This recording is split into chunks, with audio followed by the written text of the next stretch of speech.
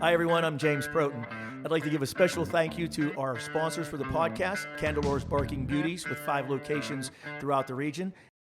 Hi, my name is Kelsey Candelore, owner of Candelore's Barking Beauties, where our salon is your salon. We have 5 convenient locations, no appointment needed. All breeds welcome. Any size dog. We are open Tuesday through Saturday from 8 a.m. till 6 p.m. We have 5 convenient locations: Elizabeth, White Oak, Finleyville, Monongahela, and Irwin. Love to have you visit us.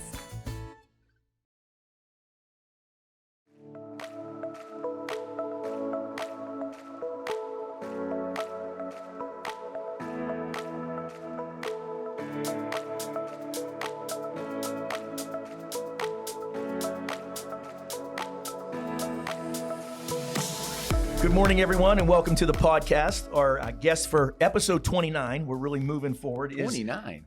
Is a good friend of mine, George Stark. George is the Director of External Affairs for Coterra Energy. And in this role, he directs external and internal outreach, including government affairs, advertising, media relations, corporate social responsibility, and communications campaigns. In other words, you do everything. A little bit of everything. Except drill. If we're talking outside of the company, I get to do that. If we talk inside the company, somebody else is going to cover that. Excellent, All right, excellent. Little tidbit of information given right before we start here. 29th episode, but there also is another 29. You know, you're not wrong.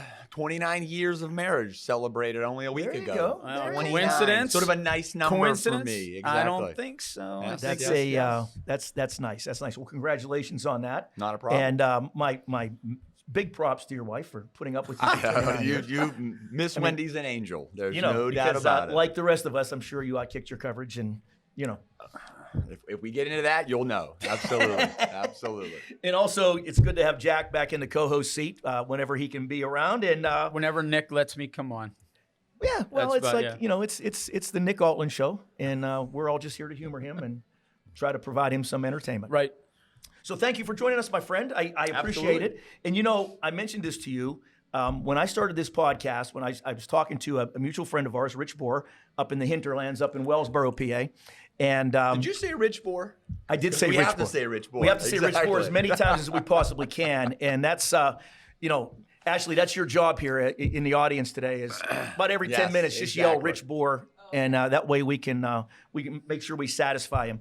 But the first thing he said to me is, you got to get George Stark, and he really wanted to introduce us. He was just Little did he know. he did not know Little did he because know. he doesn't understand the dynamic of Charleroy, Monessen, and the Mon Valley. He doesn't get that. So I mean, obviously, you know, you're a Monessen Greyhound. I'm Charleroy Cougar. Jack's kind of like both. I He, was both. Started so, a Greyhound. He's really not kinda- good at all. No, that's no. bad. Be one or the other. Yeah, Actually, both is I kind of bad. it gives me street cred on both halves of the I'm not river. buying that. I'm telling you, I'm no. not buying I'm, that. Not at all. just saying. I'm just You saying. can stand in the middle of that bridge and go either way. That's the hill I'm going to die on. So There let's- you go. Right. Yeah. There you go. In the water he goes. Well, I mean, and honestly, when you think about it, from our era, I'm not that much older than you, a few years, but from our era, there was a time when this conversation wouldn't even happen unless there was a fight involved. We wouldn't even be playing football. Yet we'd have football helmets Still, on right. because Still. someone was going to throw a brick at each other. Exactly. Yes, exactly yes, right. Yes. Those were some of the better opportunities that I could remember growing up in Monessen playing football. And I went to school with a kid from Charleroy, Will Prokrasky.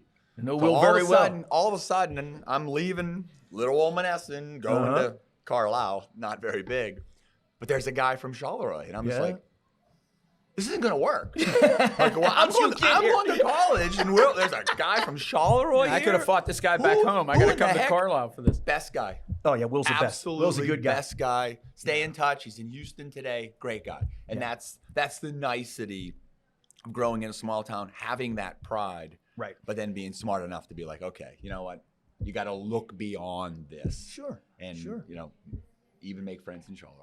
You see, it's not that difficult, you know. And really, when you think about where we're from, you know, that was one of the things that separated us was that pride, right? We had that, Yes, and sir. you know, it's a dramatically different place now than when it was then, right? I mean, sadly, you know, but you know, there's glimmers of hope. You know, there's little pockets of absolutely, you know, absolutely. And it's you know, we can always have hope that you're going to come back in some semblance of you know, And to your point on the Hope and the Simmers and what you see there, I mean, the river's there, the rail's there. It has all the necessary bones to come back. It's still there. Exactly right. And you know, it just takes someone with some vision, and you're seeing different parts of the Commonwealth come back. And, I agree. You know, again, I spend a lot of time traveling back and forth, and you know, I see Williamsport today. It's booming. Absolutely. You know what I mean? There's places like that. Is it booming industry though, or is it booming technology? It's booming industry. Okay, because that's where I was going to say. The Mon Valley does still have the bones for industry. Yes. And sadly, I think if it's going to be something, it's going to be technology that brings it back. Well, I don't know if industry. Sure. You know, depends. Now, that brings me to a very important point, Rich Bohr, is that you big part of your life has been spent in the natural gas industry, right? And you started out in politics. Good question here. You went from working in the House of Representatives to DEP to the natural gas industry. Tell me about how that flow happened. And it all starts in Menneson. There you go. Because who was the Speaker of the House when I was going to college? Mr. Mandarino. Late Jim Mandarino. Yep. And what a gentleman. Oh, truly the best. Family friend, opportunity to know not just the Speaker, but his children. Mm-hmm. And that, again, if you're in Menneson, you're in politics. That's exactly There's no right. way out of it. Right. So you get engaged. Then all of a sudden, I go to college right outside of Harrisburg, and Mr. Mandarino was very kind to take me under his wing and say, how can we make some work for you? What are you looking for? And that allowed me to then go into the House of Representatives. I graduated with a degree in political science, interned in Harrisburg, and I did. I worked for the House for upwards of 3 years. Okay. And this would have been during the Casey administration. Sure. I'm really dating myself at this point, but worked for the Casey administration for what was then DER. Right. Going way back. You are going back a ways. Exactly. you don't look that old. I feel that old though. And if you know the story, you know, they were going to make change. Mm-hmm. And that's what also then led me to say, you know what, we're doing good work here as policy implementers, but it's time to go. And I was blessed to work for Columbia Gas of Pennsylvania. Okay. So they brought me back home. Sure. So again, lived in Menneson. And again, for what it's worth, 2 of the daughters, I have 3 daughters, 2 of them were born in Jeanette. Really? Okay. Because they had a birthing center. Again, I'm dating myself. I don't think the Jeanette hospital's open anymore. We didn't bring you on to. It's not a shame thing. It's a coincidence. We just wanted to prove that George is actually old. Yes. So yes. Sadly, I'm older than you, so that's a lot of fun moving back and forth and seeing what energy could do for a community. Because again, Columbia Gas, we were laying the lines. Right. And again, old enough to remember when the South Side wasn't the South Side. Right. That's exactly right. Before the UPMC, before the Steelers Stadium. And I can remember Salahuddin and others in the economic development world saying, we need to lay these lines of natural gas to this community, to this area. And people were like, what are you talking about? No way, never going to happen. There's nothing here. We're not going to invest money. And I can remember folks at Columbia, myself included, and Mike Belsky, a friend, saying, we have to do this. If we're going to grow, we have to get these lines in the ground beforehand and look at it today. That's exactly right. And you know, it's the visionaries like Salahuddin at that time are really underappreciated now. Yes. Because those guys who had the boldness to go out and put that and do that, just something as simple as putting those lines in basically on spec, right? And again, we're not far from it. Right. South Point. You're exactly right. Same thing. You're exactly right. Same thing. And if you look at it, there's 2 companies running natural gas lines in that park. Right. Because Columbia was looking, and I believe it was it might have been Peoples that moved quicker. Right. And they have 1 spur in. The rest of the park's Columbia. Right. Because we worked hard and we saw the opportunity for growth. Sure. What's there, 5,000 people working in South Point? At Again, energy came early. And if you look at the companies that are there, they're energy companies. That's so exactly it's right. the best of all worlds. You know, and that takes us to a great point when Jack mentioned we were talking about the Valley and what can we do to bring the Valley back. And industry is, to me, it's key. I mean, technology is part of industry, right? Because 100%. industries, no matter what it is, it's technology driven now. But your industry, and I've been involved in that industry. I was the practice leader for natural gas for Chester Engineers for a while, and a member of the Marcellus Shale Coalition, as you were and still are. Still are. Yes, So- sir. Yes, sir. Great organization, but natural gas is a flashpoint in our Commonwealth, right? So you're either pro or con. There's Which is no middle ground. ridiculous. There's no, Exactly. and it's Which is totally so ridiculous. sad. Right. But do you think, because you do it for a living, and I dabbled in it as part of the Speakers Bureau for the coalition and things like that, trying to spread that message. But do you think that it's more misinformation and people just not understanding more so than I'm totally against this for environmental reasons, blah blah blah. But what's your thought on it? Can I, real quick, for the lay people out there who don't understand how the industry works, just a brief synopsis on exactly what the fracking industry, what that entails. Sure. So again, a lot of opportunity right here, because again, the question at hand is it misinformation or ignorance? That's why it was No a great, disrespect. no, the The segue was great though, it was- because yeah. that's a part of it is you get Right. these people that, like you guys said, it's black or white. It's this side of the line, that side of the line. There's no and not happy to, medium. and I know that you're half cougar, so we have to hold that against you. Boy, I'll tell And you. The idea that Then explain it but you hit slowly, on its head. please. I will. You said, tell me about the fracking industry. And that would be like, tell me about your carburetor. 100%. I get the What are you asking me Yeah, about? right. There you go. The thing with four wheels. The carburetor. And it's like, you're asking me about my car? All the pieces that go into it? Or are you asking me about the carburetor? So I think your question, in a sense, gets answered. Exactly. It's not ignorance as it is there's just not enough understanding of it. which Right, then yeah. makes for opportunities with misunderstanding. For those who Right. have bad intentions, they could create things like, I saw the fracking water and the fracking towers and the fracking this and fracking And that that. word And is wait a minute, easy not to what like. all of a sudden Yeah. am I Yeah. saying? Well, it's no the, longer the exactly general right. public doesn't look at it like you just explained. The general Right. public looks at So- it from the point of view of the fracking industry. And let's hit that dead on though, because do you know where your electricity comes from? Right. Do you know where your food comes from? One of the problems that we have is we are actually very comfortable because energy underlies everything we do. Yes. And because of that, and it's inexpensive, you don't have to think about it. What do you think about? What charges you up in a sense? College tuition's coming up for the children. I got to Right. pay. I got to set aside money. My medical bills are coming up. I got to set aside money. You never think about your energy bills. Right. Historically, growing up, it wasn't a thing because we're blessed with resources. Right. And then again, let's not lose sight. Those resources, natural gas, go into your vehicle. They go into all the medicines that we utilize. Everything you see here today is a derivative. And with that said, price is low.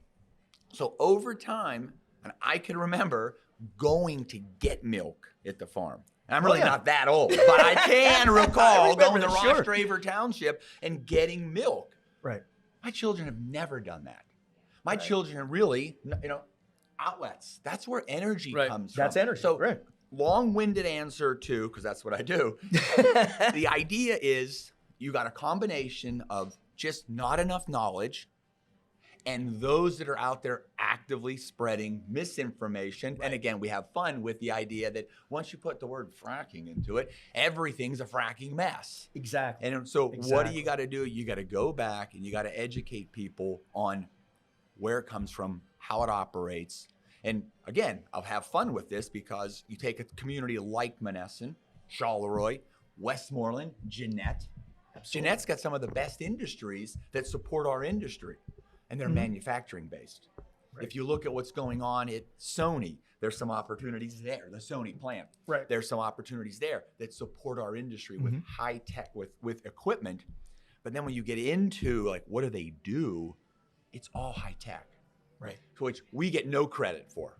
There's no opportunity for us to talk about the innovation that we lay out, the different side of technology that we embrace. Who's benefiting the most in this area from this industry? So I would where say do you there- really see the most? I mean, where these people are just your Sure. consumers? The two places that benefit the most are residential consumers with low cost energy, Okay. and then the people that work in our industry. So I talk about South Point having 5,000 people, give or take, work out of there. A lot of those are energy jobs. Sure. A lot of those are support jobs that work in our industry. That, I think, to me, is who benefits the most. I will then go down the line to places like a manufacturing facility, or even Washington. I wish I knew the right name of the CTC here, the Community Technology Center. Sure. Those places are doing very well because the teachers now have the opportunity to reach out to a whole new class of students to find jobs in our industry. Right. Not jobs that involve breaking your back, but jobs that actually have an app for that look for Right. ways to say, Technology I jobs. need to embrace this. How do I do this? And we have that. Hands down, the innovation that we have in our industry is second to none, but there's no credit given because we're not Uber, we're not AI, Right. someone's not driving our car, but the Right. amount of data that we use, like AI does, we do that. Sure. I mean, it's constant. When we're drilling an area, we're constantly gathering that information, and you can almost lay out where the next well will be drilled because you have all this historical information. Can you give a little bit on that, on the drilling process? Just a little bit. I Oh, don't mean sure. And I like the idea because you're hitting it correctly. So when the industry comes, you need to acquire the land, and that land is acquired in partnership with your landowners. We don't own the land. Most likely it's a farmer. You sit with that farmer and now you talk to him about, how do I get a location on your farm in which we can drill for. Is there a specific demographic that you look for No, sir. geologically? Geologically. It's not a demographic. It's simply Geologically. where is the natural gas Where's the going to gas? be found. Correct. But once you work in partnership with that landowner, then you're going to bring in a drilling rig. And all the drilling rig has to do is touch the Marcellus. And we're blessed here in the Commonwealth of Pennsylvania with some of the thickest veins of Marcellus. Remember this, though. Marcellus is, if you've got granite at home, that's what we're talking about. It's that hard, that thick, 200 feet thick, but it's granite. The drilling rig comes in, sets up, and just goes straight down and touches the Marcellus. Just touches That's it. all it Just does. makes contact. That's all. It's all you're looking to do. Okay. And again, the biggest question we get is, but wait a minute, how do you go vertical to horizontal? I got that right? You got that Switch right. those numbers. Yeah. Got that Vertical to right. horizontal. You're good. So again, it's the drilling rig that makes that happen. And again, the drill bit just turns itself through technology, which again, would be a much longer show to get into all that. But the same idea that you can drive a satellite into space is what drives our drill bits. And we know where it's at all the time. Comes down, makes the turn, goes out. Again, just creating a passageway through. The next piece would be, as we talked earlier about, is the completion of that well. The words I'm choosing are purposeful because we've drilled the well. Now we're going to complete it. In Okay. order to complete it, you have to hydraulically fracture it. What are we talking about? So, have you ever had a windshield that has a crack in it? Yes, sir. Sure. Yeah. Have you driving down the road? Is there air coming through that crack in your windshield? Are you feeling a breeze come through that crack? The answer is no. No, yeah. You got to work with us here, Jeff. Come on. I had to think about it for a minute. Look, Charleroi. Come on, guys. Come on, kicked guys. right You're in killing right it. there. Charleroi here. If you're feeling a breeze through that crack, Well, in here's your what I'm windshield, saying, though. You shouldn't be driving a car. Right? Pull over. Right. Here's what I'm saying. Took a bullet. Yeah. There's a level of how big the rock is and how stubborn I am and where I want to get to. There are variables, but no. All right. Yeah, normally no. So play 99 with me here. I got you. I would say we're talking about a pebble that hits your windshield and it creates the spider Yeah, crack no, you just right across swear it, and keep you driving. watch it crack. Right. Your windshield now has a fracture in it. Right. The granite that we touch, that's what we do. We put a fracture in it. Right. But in order to make that fracture worthwhile, I got to push a piece of sand into it. So I got to push pressure underground. I mentioned the drill bit goes down and touches it, creates a bore. I now send out a fracture about the size of what's in your windshield. Right. But now I got to take a piece of sand, a proppant, because I'm propping open the. You don't have to go that slow. I'm not that Charleroi. I am not that Charleroi. The reality now is I've hydraulically fractured this vein, this part of the Marcellus. And what happens then is the natural gas escapes. And now I got to control it. It's going to come back to that same bore. It's going to come back up to the surface. We hold it the entire time, gets to the surface. That's what you're looking at from drilling it, completing the well, and the last phase is production. So again, the drilling rig does move on. Drilling rig. We complete the well, hydraulically fracture it. They all leave, and then the production comes on. And the production, again, skinnies down the location. You know, you're 10 acres down to a half acre because now you have a little place making natural gas. Mm-hmm. And we pride ourselves on how small our footprint Harvesting is. natural gas. You can say that from a farmer standpoint. Harvesting. Yes. Yeah. I can go on. No. I didn't need to do all. I love it. I don't. You two guys have a background in it, and I'm sure a lot of people are just like me, where when you talk about the natural, they just say fracking. Right. And that's what a lot of people think it is, fracking. Right. And it's so much more. As we've said, that word is easy to grab onto, right? It most certainly is. It's just that word. But so what do you say to the folks out there who are concerned about the water table and the aquifer and the drinking water and all those things, our streams and our rivers and all of those things? Number one, I want to say to those people, please understand that Pennsylvania has no standards when it comes to drilling a well for water purposes. 50 states. Only 2 states have no standards for drilling a well for water. Pennsylvania and Alaska. So okay. Why do I bring this up? I bring this up because, again, you need to understand when we drill through the surface, we're setting casing that sets back. We go right through the water table. But again, there's a term that you are going to go through and you're going to stir up. So again, that happens when you go through the water table. But we're not producing anything. We're not staying there for any time. And you're not injecting anything that is dangerous that can get into the water. Not at all. So our casing at the surface is our largest casing. Right. But again, that's what you want to do. You want to set that casing. Mm-hmm. And then again, what maybe not realizing is that casing, you're then going to put a piece down the center of it. And that one's going to go again. So your first one's maybe 200 feet. Your next one's going to go below that. All this casing, all this steel and cement is designed, as you mentioned, so the water stays out. What we have inside stays inside. Right. It'll take 4 strings of casing to continue to go down until we get to the Marcellus. When you say 4 strings of casing, we're talking about steel pipe. Steel pipe. Yes, and sir. We're with. All of a sudden he wants to know numbers. Yeah, this is not a math show. What is that? Boy, I'm just trying to show that I still have a little Menneson left in me here, boys. Go ahead. We're moving you along. Thank you. I'm gonna come back to what you said though, because you did use the word harvesting natural gas, because that's truly you said making what we're doing. Good point. Right. And I think when we talk to farmers in the area, because again, I use the term farmers because the largest landowners are farmers. Right. I mean, do we lease under individuals' homes? Absolutely. Half an acre, 3/4 of an acre, 2 acres. Yes. But truly, you're going to work with a farmer who has 500 acres. Correct. So the way we see our industry with agriculture is it's just one more product that they're harvesting. It really is a farm. Yeah. So they've got alfalfa on top or corn. Some of them have a pipeline right away going through. Yes. And if you talk to a farmer, what they'll tell you about a pipeline right away, that crop comes in every year. Doesn't need rain, doesn't need sunshine. They're going to get paid every year for the right of way.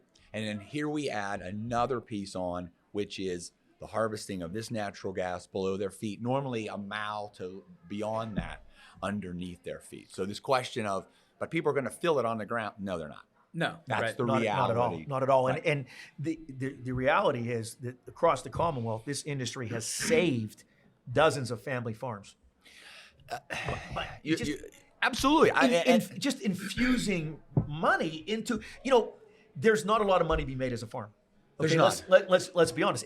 It's backbreaking work. It's hard work, and literally everything they make goes back into the farm, right? So there's not a lot of income potential. And just to play on that, I mean, again, for the folks that aren't paying attention at home, how many days does a farmer work? 365.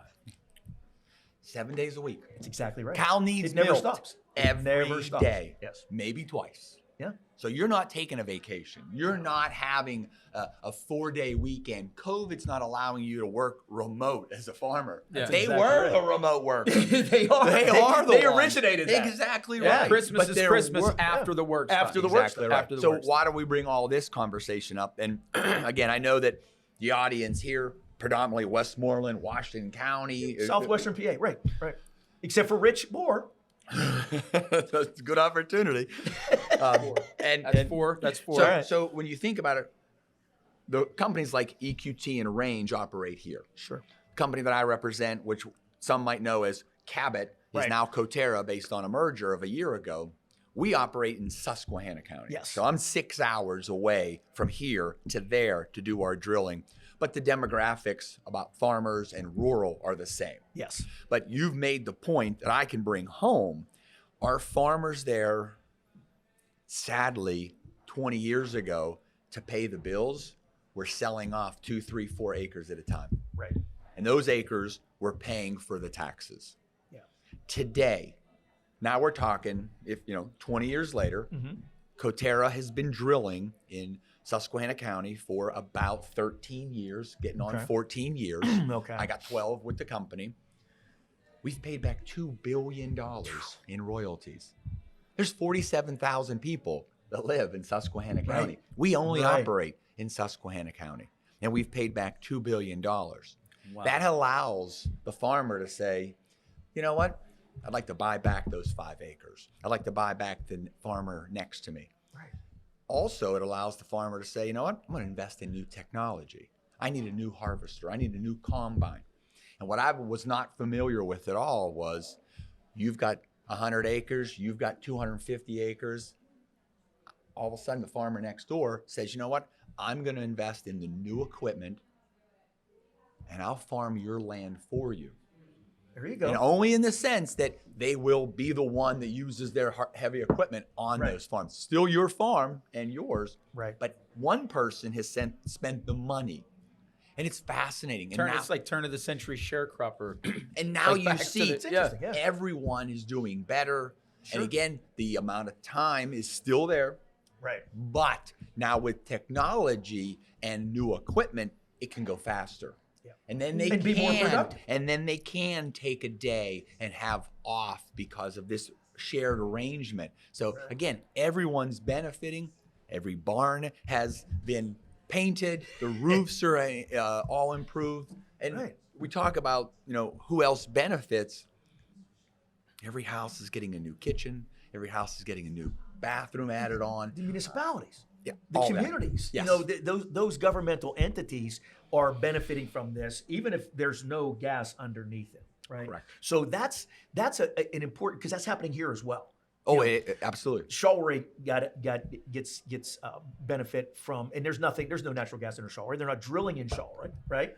But they're going under, right, from a distance, and they're getting revenue from that. It's not a lot, Yes. but the community is getting some revenue. It's a community that has budget constraints and budget issues, and how many communities around the Commonwealth are in that same position that they aren't directly impacted by the Marcellus, They're by still this one, benefiting. but they're still benefiting. And that's from it. because Pennsylvania put the law together, excuse me, that allows for the impact tax that we pay to be paid across the Commonwealth. Right. And thank you So for now you're calling seeing it that. a tax, Right. because it is It in is a fact tax, exactly. It's a tax. So you just recently took a trip to Texas and New Mexico, and I was in North Dakota. I have family out there. My stepson's in the Air Force out there, so I spent a lot of time traveling around North Dakota and into Montana this summer, and I got to see firsthand how our industry, the gas industry, and agriculture and the environment can work hand in hand. Hand in hand. In North Dakota, they get it.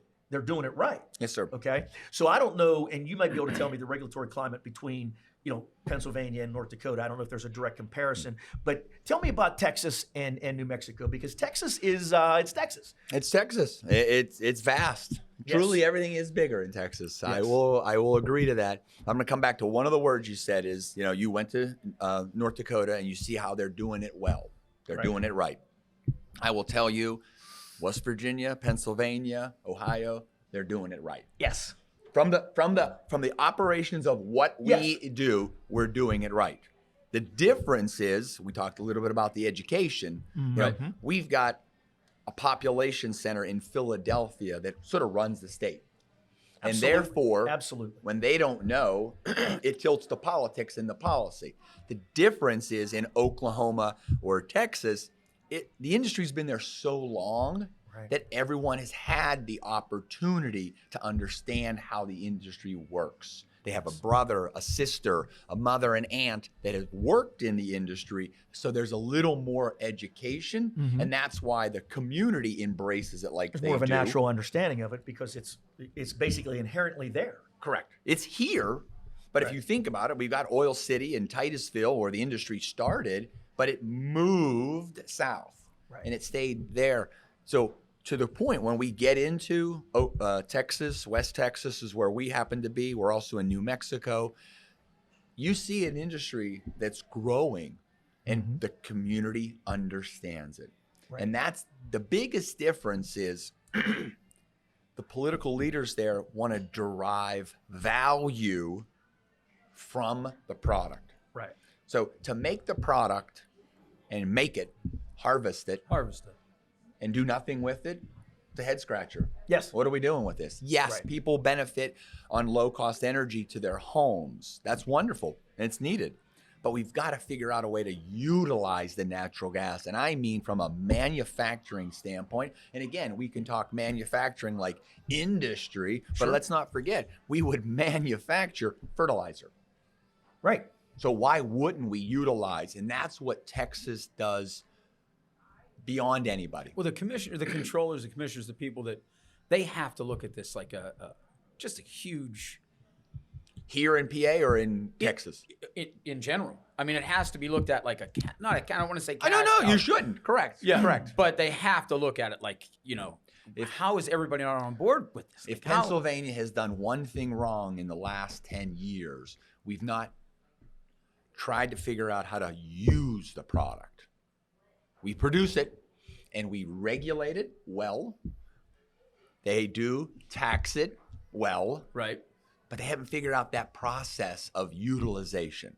So again, just to go quickly here, right at the Pittsburgh airport, Rich Fitzgerald, leader who went to Carnegie Mellon, who understands an engineer. everything about these industries. Pretty much a brilliant guy. Yeah, Not pretty much. That's a Brilliant good guy. description from him. I know him well, and he's just When the opportunity came for Allegheny County to look at things like, should we actually allow for drilling on county land or at the airport, which is, again, a federal property, they embraced it. sure. And today, the Pittsburgh airport is energy independent. I don't know if you know this, but they did are know that. bringing the natural gas from the ground underneath the airport to the surface, generating their own electricity. The airport, in essence, cannot lose power. It is. Think about that. The airport can't lose power. Now, again, I'm old enough to remember when they would look at like, maybe we should close some of these military facilities. There's too many of them. How are we going to make it? When you have something that's resilient like the Pittsburgh airport, taking natural gas from the ground, creating electricity on top, and powering And utilizing it on site. utilizing it. That's That's what the we key. need to do. Right. And again, companies that work in this area, like CNX, who's the company that's drilling at the airport, they're trying to figure out, wait a minute, we're making Who, electricity. by the way, is us. Right? Oh, yeah, They're homegrown. absolutely. Right here. They're here. They've Yes. always been here. They didn't come from someplace else. Correct. Because Good that's point. another issue, right? All these people from Texas, Oklahoma, and they're coming making money off of us. That's not the case. I got Right? two wonderful stories on that one. I'm going to close on the airport real quickly because what you're seeing is they have space there to do manufacturing. why don't we take the gas that's right underneath it, put it on the surface, making electricity. So now I got gas and electricity, and I could utilize that from And a there's manufacturing. several thousand acres there. And there are. And they're doing great with Neighborhood 91. So they're a great example. I'm going to come back to the idea that they're all from someplace else. So the industry started here. Oil City, Titusville. Exactly. It started here. Exactly. So what happened is national. Started right here. Started right the here. first well ever drilled was Yes, in sir. Titusville, right? Yes, sir. Yes, So, sir. well, let me hold that thought. Do you know our Mon Valley connection to the industry? Do you know the story? No, I need that- help that- then. I need okay. help. Well, in the 19 it leans on the Monessen side, however. Whatever. It actually does. No, it actually does. Well, my great uncle was an executive with Charleroi- Willing Pittsburgh Charleroi Steel. guy? Yeah, absolutely. But I had another uncle who ran the Monessen plant, one ran the Allenport plant, right? So prior to the merger in the 30s, and I did some research and just stumbled upon this. I didn't know anything about it, but Allenport was famous for the oil well tubing, the oil well part, Oh right? yeah, absolutely. You know that the couplings that allowed the industry to drill to greater depths, Yes, sir. the patent is held Willing Pittsburgh Steel. Really? That's That where I didn't that know. started, right? So the fact that they can even drill that deep, okay, It's right here. is right here. Right. So, So- and you're making the Again- point. And we all know, if you would, the bad news of when golf left Pittsburgh Mm-hmm. and went to Texas. But remember, golf was here Right. before it went to Texas. So when Cabot at that time came back 13, 14 years ago, we were bringing Pennsylvanians back. Right. Yes, their car might have been at that moment registered in Texas, but they were coming They were back coming home. home. They were coming West home. Virginians were coming back home. No one thinks about that. They don't have a reason to. And I get it. But that's what you're looking at. When the Marcellus took off like it did, it gave those families the opportunity to come back home. And I will drive this point home. The leader of our company is Godfrey Cabot. More than 100 years ago, he was engaged in the production of energy. Go to Butler County, Pennsylvania. There's Cabot, PA. Yeah. Yeah, exactly. And it's not a coincidence. It's Cabot, PA, because Godfrey put roots down in Cabot, PA. So the idea that we're not from here, we're all from someplace else, it really is BS. But It is. It takes It a is. storyteller to get out in front of it, because people will see the town's name Cabot and be like, "Oh, that Cabot must be the stain. Cabot must be the cheese." Guess what? It's all the same. That's how well the family did off of energy, that they're in all these different industries today. Sure. And that's what energy has done. Let's. That's amazing because it goes back to misinformation, right? Absolutely. It goes back to not getting the message out there properly. And I thought, and you can correct me if I'm wrong, and I have a tremendous amount of respect for the Marcellus Shale Coalition. We get back to that. Ray Walker. I met Ray Walker. He was at Range Resources early on. He's wildly given credit for drilling the first well absolutely. in Yes. the Marcellus, and rightfully so. And I met him, and he's just a tremendously unique and awesome individual. Very engaging. And he and I had a conversation once, and I thought that one of the problems that the industry had was early on, that they took the high road, right? Mm-hmm. And all of the frackers, the anti-frackers, and the environmentalists that latched onto that word early on and started hammering that away. And the industry said, just took the high road, right? And what happens whenever you have that mob mentality, right? And everybody comes out, you hear the loudest voice, Sadly. right? You don't hear the voice. You of don't hear reason the all one of time. ration. Right. You don't hear the rational voice. You hear that loud voice. And I mean, is that a reasonable statement that we kind of got behind the eight ball? I got nothing to argue with that. Yes, sir. It's the loudest voice. It's the emotionally driven voice. Right. And my goodness, if you bring something to a tier, I'm losing. Yeah. I'm losing. If I have to go out and debate, have a conversation, and there's a mom with a baby crying, It's I'm over. done. It's game over. yeah, So it's over. game Yeah, over. it's over. And so what do? You can't allow yourself to get to that point. Mm-hmm. You have to get out in front of it to the point you've made. And early on, we didn't. Now, the good news, bad news is why? Because as an industry, we're head down, butt up, go get our job done. Our Doing the work. Doing the work. will talk for itself. Absolutely. Yep. So again, my story is, Cabot came to Pennsylvania, came back to Pennsylvania and went to a county, Susquehanna County, as I mentioned, we paid back $2 billion. Right. 20 years ago, produced 0 natural gas. 30 years ago, had 3 wells drilled, and that was it. And those 3 wells did not produce any natural gas. Why? So the idea, was it technology did not allow for it, couldn't figure it out. Right. Fast forward to today, all of a sudden, it's the most productive county in the United States, Susquehanna County. Nationally. It's amazing. That's how well it's doing there. To the tune of, I'm going numbers again. Yeah. And I'm not. See, we're moving right along. We're just going to ignore that. Don't tie me down with numbers. I'll get myself in trouble. Fair. Well played. Exactly. Well played. But the idea is, again, we didn't get down to our messaging early on. Yes. Because we had a long history of doing the right thing. So what I would say is we were a medium-sized company that came from a small town, a lot of small towns in West Virginia, and we came into Pennsylvania, and it was going to be head down, butt up, do your job, and you all know somebody in the industry. Wait a minute. There was nobody that knew anything about our industry in Susquehanna County. Nobody. And when anything would go wrong or anything was new, it was like, hey, did you hear about this? Did you hear about this? Nobody could set the record straight. And we were doing our job. Right. But the problem was it came across as very tone deaf. Like you didn't care. Yes.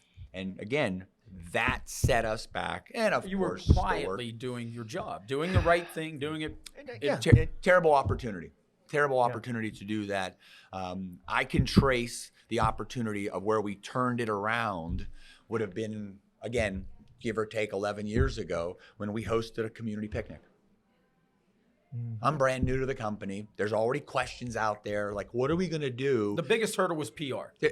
Just understanding. Right. Yes. PR. Yes. Yeah. So we did Cabot Picnic. And we had it at Montrose High School. And we thought maybe we'd get 500 people to show up. 2,500 people later, like, oh my goodness, these people have an interest in learning. They want to learn. They want to know. They want to know.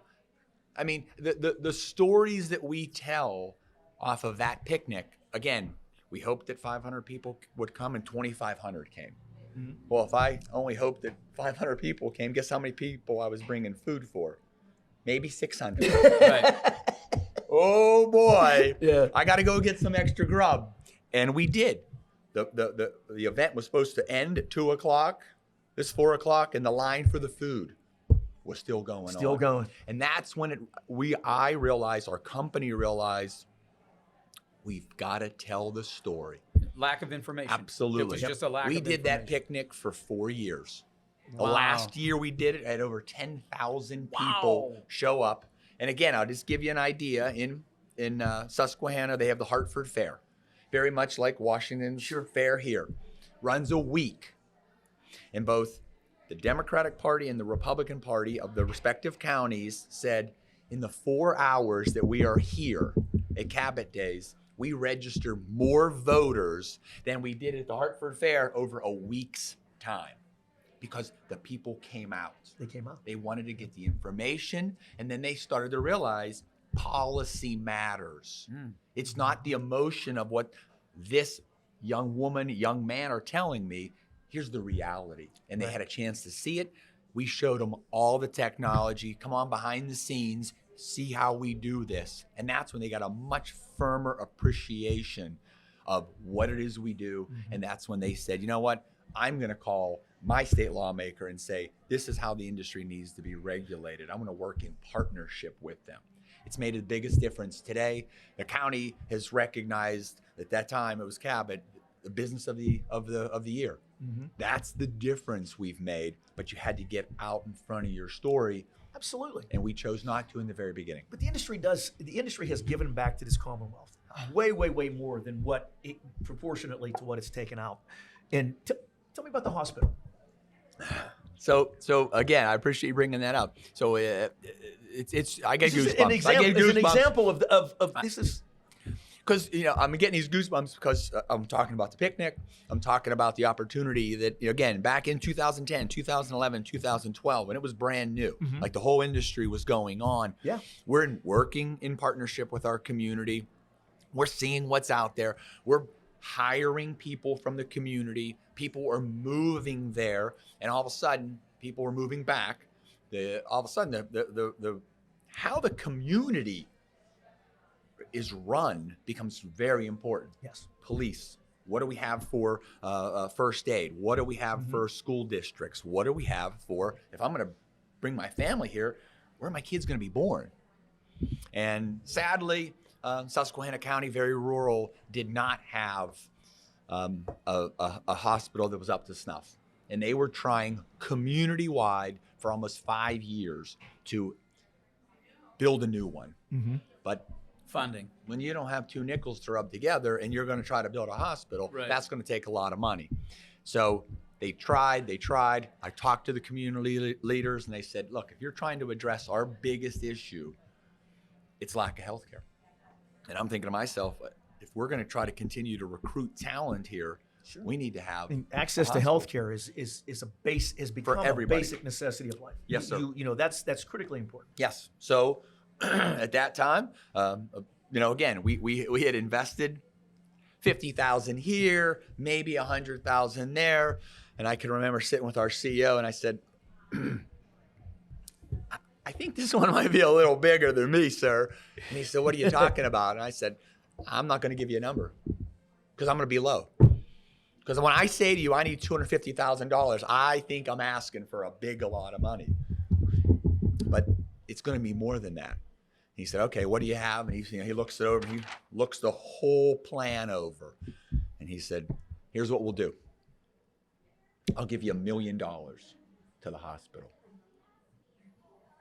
Wow. And you ran out of the room. I'm glad I didn't give you. I'm I'm glad I didn't give you a number. Exactly. And he said, and then I'll match it with an additional $1 million, Person. company-wide. Okay. So the point was, you think I got some skin in the game? There's $1 million. I'm in. You in? Are you in? Right. For every $10 you give, I'll give another $10. Give another 10. Wow. Oh my goodness. Now we're talking. And because the That's community incredible. Yeah. was already trying to fundraise, and for too long it was sort of good money after bad, Right. some of the outside funders were like, we can't do this. So all of a sudden when we got involved and the $1 million was in, no questions asked. The second $1 million was, Right. do you want this done? Are you as a community going to do this? 4 months, $4.4 million raised. Wow. I had the chance to go back to our CEO and say, all right, here's where we are. Our $1 million's in. You challenged me to go to the community and raise $1 million. They raised 1.2. What are you going to do? He said, you raised 1.2 from the community. Here's your next 1.2. So now we're at 3.4, excuse me. But one of the funders sitting back said, you hit that number, I have an additional $1 million for you. They were quiet about it. They were great people. And they said, we know the need, Sure. but we were not going to be putting money into something that wasn't working. Your donation, Yes. your drive made it happen. That made it happen. 4 months later, $4.4 million raised. I don't think I'll ever do anything in my career that will be as impactful as that. Oh, that's incredible. Unbelievable. I mean, That's- I get chills just listening to that story. I mean, when we were breaking ground for it, I had, again, elected official Sandy Major, who was telling me about how she was born at the old hospital. And now the next generation was going to be born at this hospital. I mean, that's the difference that the industry has made. And again, we take for granted things like, I need a dermatologist appointment. I want to go have a cardiologist. I want to get my knee checked. I'm In having Susquehanna, a baby. Yeah. But There's a whole nother show on that one. Right. The idea that you couldn't get specialized service. Right. You had to leave. You can get emergency. I cut my finger, but you couldn't go to see a doctor for your heart. Not only did we build the hospital, but we built the doctor's wing next to it, Right. which now allows you to go Built in and that just capacity. get Specialists. Yeah. things Exactly. Right. I think there were like 3 specialties before. Now there's 33. Wow. See, you You got know- me with numbers, and I'm making them up, which is a bad problem. But the point is, okay. they Typical- went from that's who hardly we are. any, Typical Menneson guy, hardly I don't know. anything to an abundance, and that's the difference. And that's what the hospital meant. And I think, again, at that point, everybody realized we were all in. Right. Because the 1.2 was matched by the community. The royalties that we paid, Exactly. that farmer said, You had to have a "This sit is back moment on that, though. Oh, I still do today. I do. I honestly, just it talk never about ends. it. Have a It sit- never ends. It's Yeah, incredible. you had to That have a was- good sit back moment. on There that. are 2 or 3 things that we've done. The hospital's definitely one. Cabin picnics are another one where you just sit back and you're like, you know what? This is Again, I'm going to touch upon you because the work I'm doing's led from afar. Absolutely. And there's no That's doubt the whole about it. point. There's no I mean, doubt about it. it's just nice to be the person who can carry that and be a vessel for what's the right thing to do. Amen. And absolutely, because again, if I kid myself and think this is what I did, BS. Absolutely. It was led. And, you know- The community was ready for it. They just needed someone to come in and do this. The picnic was the same thing. I didn't recruit people to come to it. I just created the opportunity. They were already hungry for this information. And when you have that sit back moment, for me, it's massive. It's emotional. It's But very the much reality is, that's when I also sit back and I realize I'm very blessed. yes. I'm thankful for this opportunity to move this forward because it's not me. No, you're There's just a vessel. Right, absolutely. That's exactly right. Count your blessings, as I tell my girls. The Lord works in mysterious ways, and these are some of those ways that work gets done, and it's impressive. So It's yeah, that's powerful because you know you're a man of faith as I am, and Jack as well, and you know I've always believed that if you don't come from that place, okay, not only will you not be successful in life, you won't be successful in business, you won't be a successful professional. It doesn't matter what you're doing. If you are chasing money, if you're not doing it from your heart, from your soul, Yeah. you're not going to succeed. You're just not. And that's exactly right. And you have to let go, and then you just watch it come back in. It's the and you're hardest like, part, oh, though. it is. It It is. is. It Yeah. is. It is. Letting go. I mean, listen. You know, letting go is hard. Yes. It's hard. It's hard to let go of anything because that's as humans we want to. We think we can control it. Grab and control. Exactly. That's Yes. anything that is beyond our control. It scares us. It terrifies us. Correct. Right. It terrifies us. Correct. And you know it's a lot like I've looked at my career, my day job, and you know I've been in the engineering business 40 years now, and I started out totally by accident. But then I got into it because, okay, you know, I have no discernible skills or talent whatsoever, right? But I'm making a good living. You know, I'm out here and I'm just, you know, I'm bebopping along and we're building stuff. We're doing some good stuff. But it was like,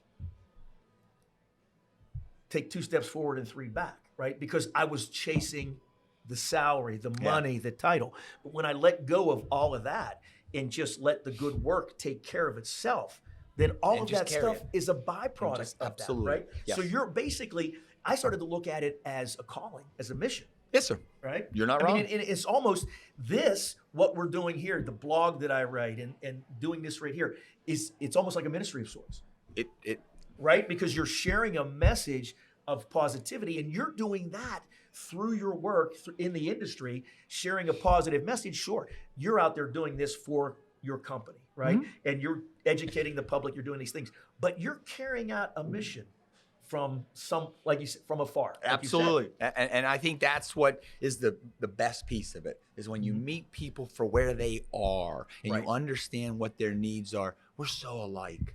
Yeah. I mean, the news media wants to make us sound like we're all divisive and we don't put our pants on the same We're way. humans. We all do. We're We humans. all do. Yeah. And that's the best piece to say to people, you know what? I'm going to meet you where you are. Right. And I need to be willing to say, you're right. How do we work through this? If there's no empathy, How do we work together? Absolutely. How do we and collaborate? I think that's what we try the most on, is to talk to people, to say, you know what, we've got to meet them where they are, talk to them, understand what's driving them. And sometimes the biggest piece is what's driving them is they don't want to be bothered. They've got 3 kids. They're going to soccer I got stuff practice. going on. I'm Absolutely. busy. You know, I just want to know, did I pay a good price for this car?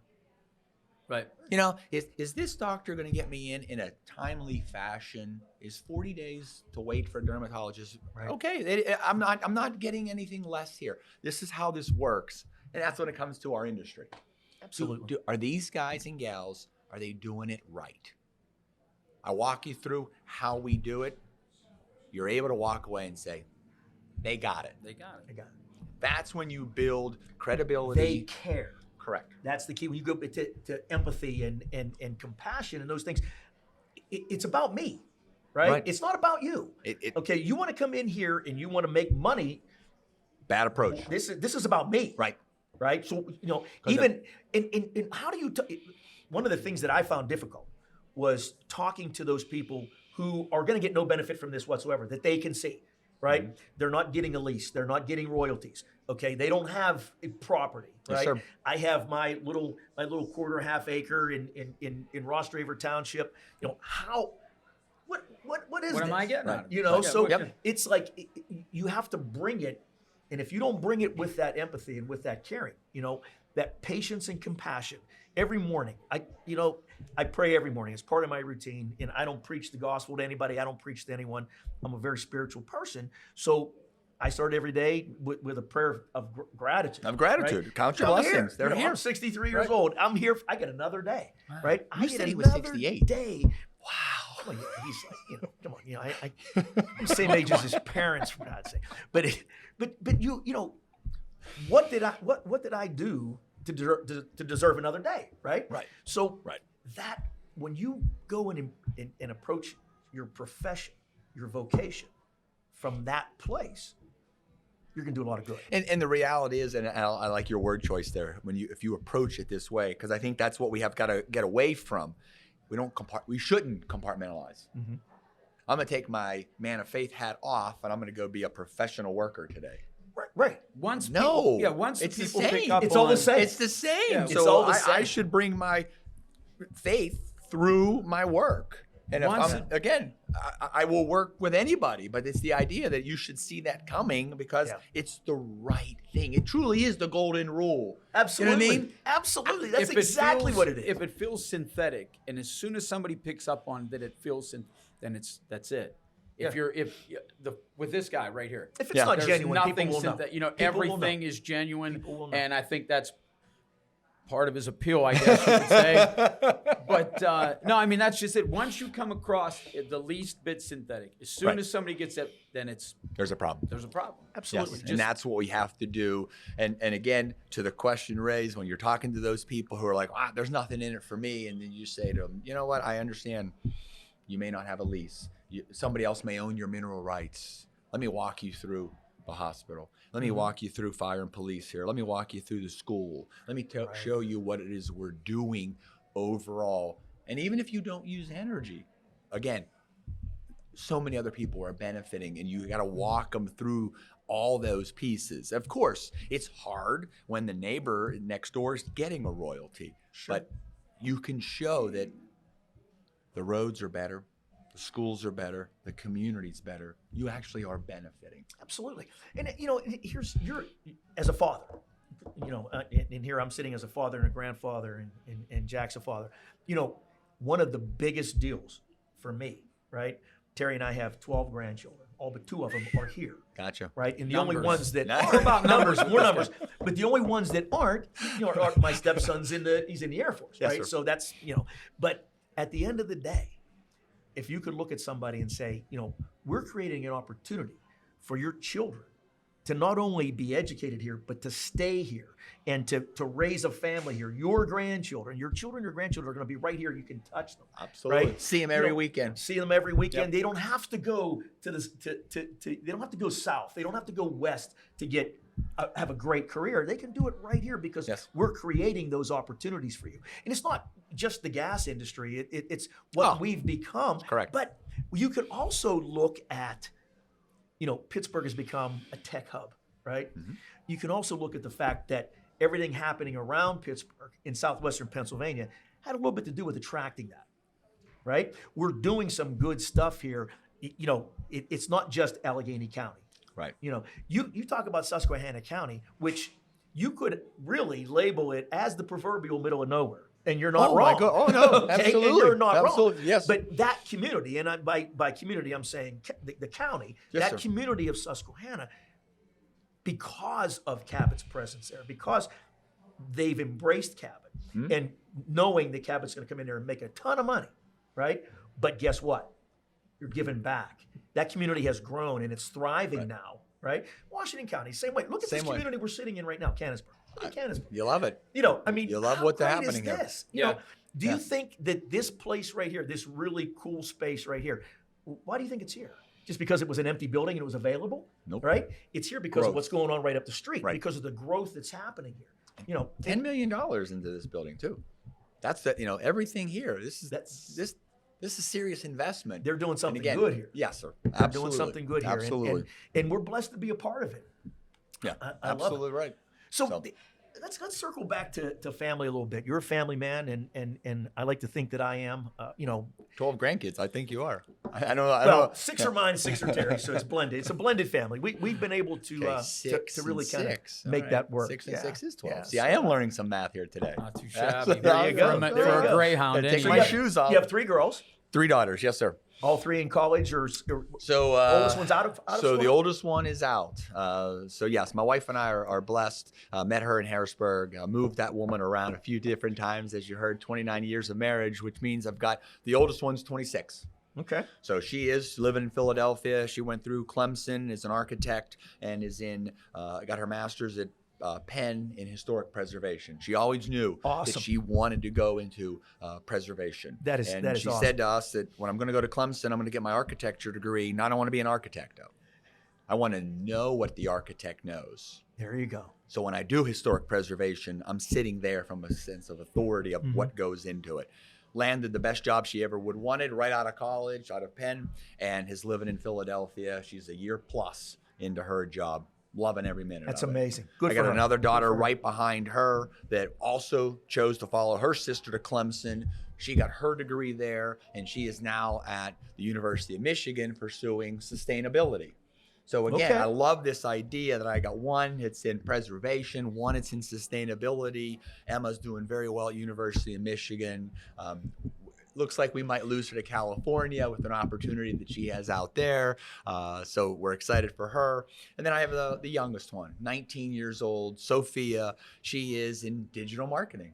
Wow, She can learn a few things from here. There you go. The opportunity, how this all gets laid out. She's pursuing her degree at Baldwin Wallace. Nick, you have any job openings?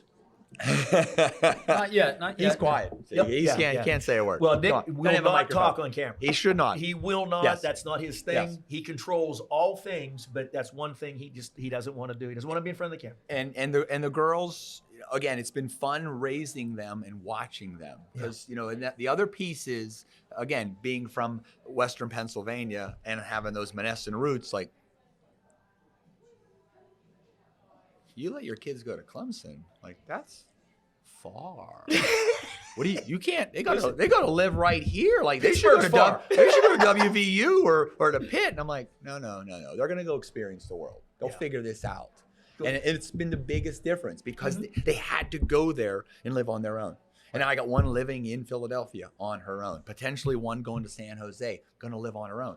We didn't raise them to hold on to them. We raised them so they can go do what we're doing. Let them go. That's amazing. Learn the opportunities. And Sophia's, again, right behind in that sense. I'm the youngest of 4. She's the youngest of 3. And there's no doubt that you see a lot of my wife in each one of them. You see a lot of me in each one of them. But the mix is different. Is that right? Oh my goodness. Yes, sir. Yes, sir. It's so fun to like, wait a minute. You're not like this one. Which one's the leader? Well, let's be very honest. It's Hannah. She's the oldest. She's the oldest. Hannah sets the by default. She sets the standard. Hannah sets the pace. She just does. She's the oldest. She's the most focused. That girl knew when she was 6, she was going to go into historic preservation. She never moved. Her senior year of high school, she's a graduate of Peters Township. Okay. Her senior year, she's accepted to Clemson before Halloween. Wow. So Nice. I mean, I'm like, oh my gosh, you know where you're going. This is all good. Yeah. Amazing. Not that Emma's path was any right or wrong. You have to decide when you're going to college, like May 1.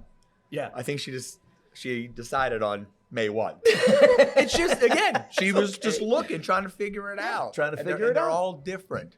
And then I've got one, Sophia, who's an athlete. You know, she plays soccer. Okay. The other two they played organized sports, but they played it for socialization. So socializing and fun. And Sophia sure. played it because she liked the She's a competitive competitor. nature. And I'm not Correct. saying obviously all of them, you guys did a great job. Who's the sleepless nights one? Who's the one that you... Oh, no. Every one of them. Okay. Yes, Who's the right. one that tips the worry scale a little more than the other two? I got one in Philly. Okay, yeah, you can stop there. Yeah, you can I stop got a there. youngest who's 19, who's a sophomore in college. Every one of them. And she may Yeah. go to California. That's the middle one. The middle Right. one. Go to California. Right. This is coming from a guy who has sons. I Right, have that's boys. good. Yeah. Pro Boys. testosterone. Yeah. It's Two totally different though.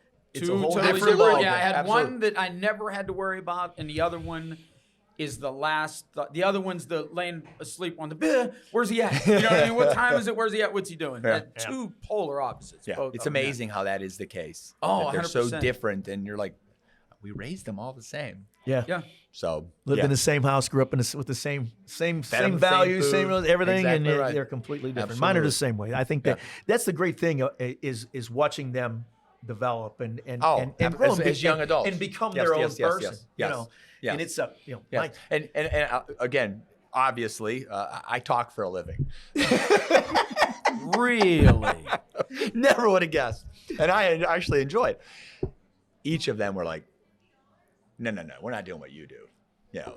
Is that right? Oh yeah, absolutely. Like, no, we're gonna do our thing quietly. do our own thing, and Hannah's job when she was going through Penn was addressing city council in Texas on preservation issues.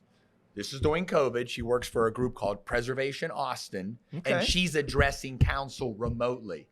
And I'm like, Nice. oh, you're not going to do what Dad not going to does. do You're what not Dad gonna do what Dad does. Yeah. Okay. That's kind of what Dad does. Emma gets into sustainability and has to explain to people why forests are good, what happens from the carbon side of this. Sure. Talking to Dad, like, oh yeah, you're not going to do what Dad does either. And just like you, sure. she has to start by defining what sustainability is for Exactly the right. majority Well, of the audience that she's looking at. Thank And then- goodness for genetic predisposition. Then, 'cause, Absolutely. I mean, yeah, Yes. they were probably naturals. At it. I think they Natural. were, and then again, there's Sophia going, I think I might stay the closest to you. She's like, do you know anybody in crisis communications? And I was like, Me. wow. Do I know people in crisis comm? How many do you want to talk to, honey? And How much the time you people I work with were all happy to say, you know what, let her spend lunch with me.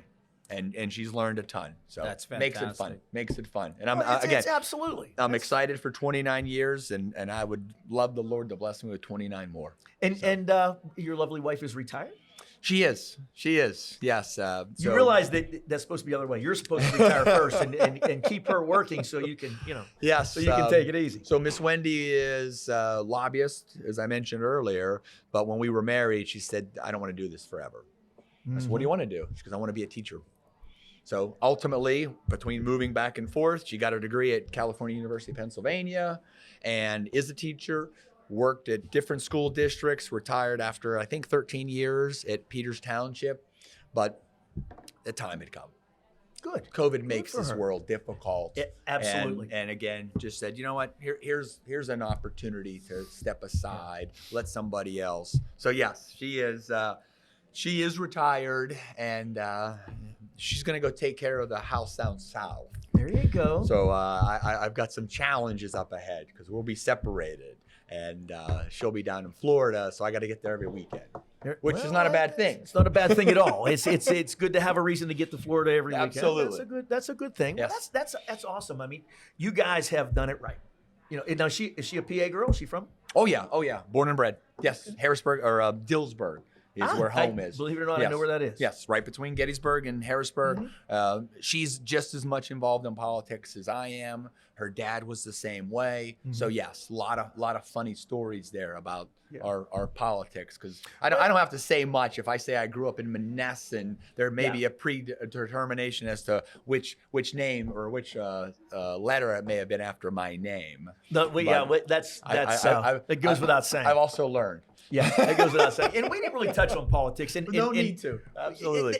There's, the political climate here. I come from a very political family as well, and being in the Valley, I mean, politics is something we grew up with. It's just always been there, and it's interesting where the Commonwealth is right now politically.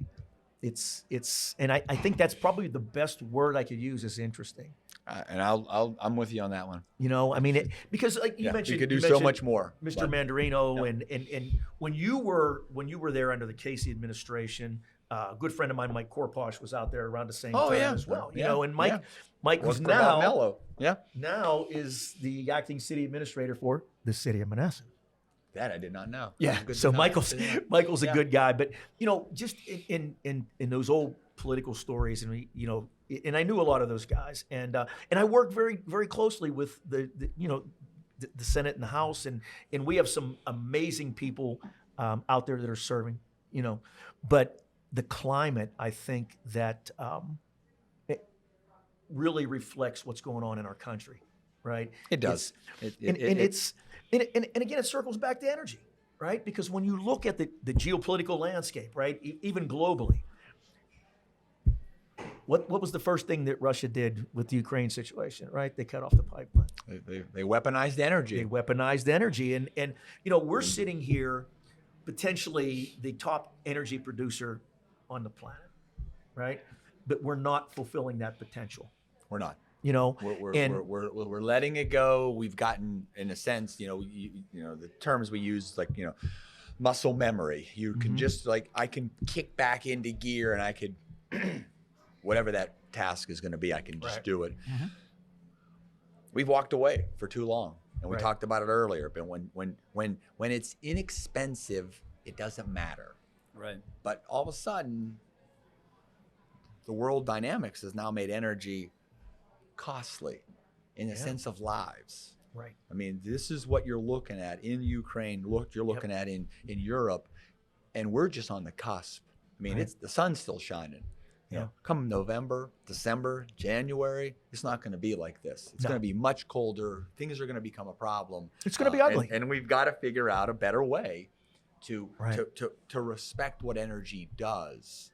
And again, we talked about this. It's heating your home, it's making your food, but it's the medical devices. It goes everything into the chemicals. It goes into pharmacy.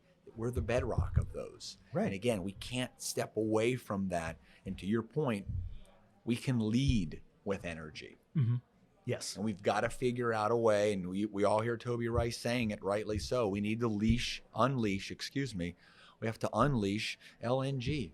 Absolutely. There's no reason that the natural gas that a company like Coterra is producing in Susquehanna County can't get to the port in Philadelphia and straight over to Europe. We're the closest location. The fact that it's got to go to the Gulf of Mexico and then around, and I will tell you, the gas that we produce does go abroad. We have contracts with Japan. So we talk a little bit about the idea that we could serve other nations. We can also serve America. Absolutely. So here's what happens in Susquehanna County in 28 days from us being on that farmer's field, producing that natural gas, getting into a pipeline into Maryland. There's an export facility called Cove Point. Sure. We liquefy it, ship it through Panama Canal all the way over to Japan, 28 days. They're burning it in Japan in 28 days. It would take me 28 hours to get it to Boston. Right. But the New York governor has said no pipelines. No pipelines. So we're causing people in Boston to have to import. With everything that drives me crazy. I don't understand it. Cost Are you aware through of that? the roof. Okay, Yeah. I was trying not to ask the question about how they've throttled our nation. Right. And I didn't want to do It's that pipelines. because I didn't want to go political with it. Oh no, I mean, I'm with you. Politics is part of it. Right. I mean, Politics it's is, part but of it. it is. But how do you throttle it? You stop pipelines. You stop exactly, and and I that's- didn't want to. I didn't want That's to how you do open it. up a can of worms No, no. as far as the. And it's not even it's you know, not even a political- partisan issue. Right. It's It's an not. emotional issue. That's exactly right. It's an emotional I mean, issue. you when you look at in the big picture, when you look at it, and the things that you were talking about, not just the product itself, not just what it does, but the benefits that ripple out in every direction. The benefits that ripple out in every direction, and how we could be taken care of. And I hate, and like we talked about, when you say, okay, what are you doing for me?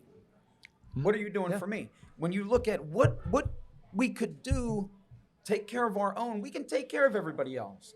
We're not even taking care of our own in that respect. We're not. No. We're not. And For it's- New England to have to pay 5 times what a person in Pennsylvania insane. pays is not helpful. No. It's ridiculous. And then the idea that we can ship it to Japan in 28 days and we can't get it to, there's a lot of things that need to be worked through. Sure. We're getting there. Yeah, I didn't mean to go slowly. quiet on. No, I no, didn't want to. no, I didn't and- want to and bring it up nobody- in the wrong yeah. way, but we have Nobody wins throttled there, parts you of know? this country that people are suffering. Right. Should not be. We've heard the terms energy independence, energy security. What does that mean to you? So again, when you think about it from a standpoint of just energy security, I have enough for me. Okay. I need, and I don't mean me personally, I mean this nation. Right. Energy security is I don't have to rely on anybody to make my daily Inclusive. work happen. Mm-hmm. And I don't understand when we like, you know what, we're going to go to EVs. Don't get me wrong. There's a place for them, but all we're doing is we're going from like Saudi Arabia for all our gasoline to China for all our electric batteries. We're going to be dependent on somebody else. So when you say energy security, that's when you know you have enough here to not be dependent on anybody else. And lithium is a finite resource. Absolutely. And then there's not very much of it on the planet. Yep. Right? And we have enough. Like I said earlier, 15 years ago, 0 natural gas was being produced in Susquehanna County. It's now the largest production from a county standpoint. So we can't fall prey into this. It's running out. It's not going to be. No. Technology, which again we touched upon, we can unlock it. Right. And we can get it to the surface, and we can bring it in such an abundance that Boston would benefit and Europe. So again, now you move from energy security to an energy independence. A lot of people don't like the word energy dominance because It sounds tyrannical. exactly. But the reality is, if we look today, we may not like the word energy dominance, but we're seeing the flip side of energy You're dominance exactly right. with And Putin. So What is Putin? you know, again, sometimes What's wrong with you have to be right? meeting force with force. We have to be able to respond to that. Correct. You know, What's wrong because with being there's the top nothing dog? stopping. We were the well, there's top- nothing stopping No, yeah. Putin from directing that at us or at Canada or at anybody. Because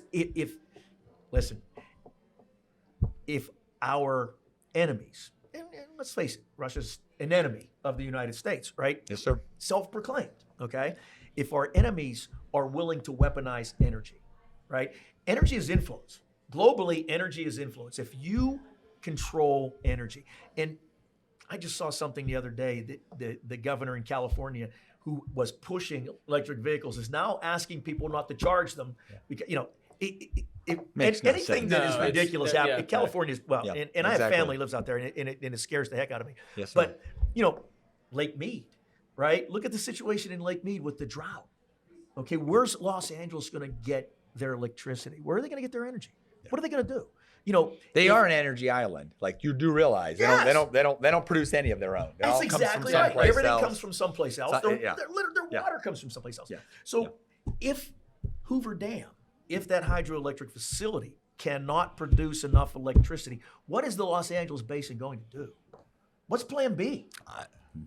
So that drives home how blessed we are in the fact that we're not properly utilizing, back to your point, we're not properly utilizing this precious resource that we have in abundance. And then you mentioned the idea that, a trip to Texas recently, and I see how they are properly utilizing it. So Right. it's not a question of like, wow, this is really hard. No, It's not. you can do this. Yes. You can do this in certain ways. We just have to be willing to lean in and do it. And we've taken our foot off the accelerator. I don't see how politically, and this is about as political as I get, but I don't see how politically, though, we can leave ourselves as a nation susceptible to having energy weaponized against us when we can be 100% self-sufficient. And we were 100% self-sufficient only 4 years ago. Well, that's I mean, it's just okay. See, that's right. But right. and again, it's not. I don't think it's political. I think it's just, again, you're making wrong decisions. And I'll say this because, again, I think it's too many things are like a pendulum and they happen to swing. And I think I think it will swing back. And I hope in my life it'll swing to the middle. That's I think that's where most people are. The Cabot picnic showed us that people are in the middle. People The are in the opportunity to come out are there. We've got to get away Country's here. from. Well, I think, right. The country's actually here. Right. Yeah. The country's Politically, here. politically, we're they here. would have you but believe we are here. that we're in each corner and we're not. And there's really, the middle is no man's land. I mean, I'm right there, and I look around, and it's